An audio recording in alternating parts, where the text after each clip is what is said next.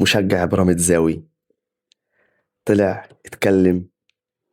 حرام عليكم تبقوا عارفين ان الدوري بتاع بيراميدز والدوري البيراميدز ويروح للاهلي.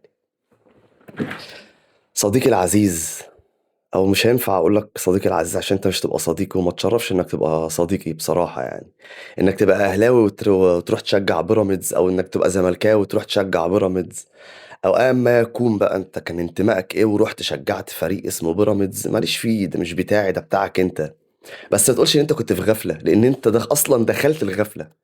يعني انت كنت ماشي في الطريق الصح واصلا دخلت في الغفلة. بغض النظر بقى انت انتمائك كان ايه او بتعمل ايه او كينونتك ايه، انا ماليش فيه. بس اللي ليا فيه ان اللوائح تم ارسالها لجميع اندية الدوري المصري وكله مضى عليها. قريت اللوائح ما قريتهاش شيء ما يخصنيش، انما اللي يخصني ان المحكمة حكمت لي ان الدوري المصري بتاع سنة 2015 اهلاوي. تيجي انت تقول حرام عليكم تبقوا عارفين كذا، او تبقوا عارفين ان الدوري بتاع بيراميدز ويروح للاهلي؟ امال المحكمة الدولية لازمتها ايه اللي انت رحت ورفضت عندها ورحت دبدبت انت والفريق التاني؟ لازمتها ايه المحكمة الدولية؟ مش ده اللي انت استشهدت بيه؟ مش ده اللي انت بتطعن في الحكم بتاعه وحكمك او الطعن بتاعك تم رفضه؟ تمام.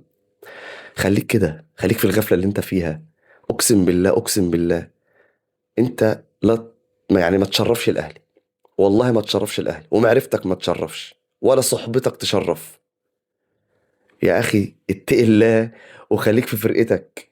ما اعرفش انت فرقتك ايه، اهلاوي ولا زملكاوي ولا بتشجع بيراميدز، ولا ما تفهمش انت بتشجع ايه ولا دنيتك فيها ايه. ربنا معاك في اللي جاي. سلام.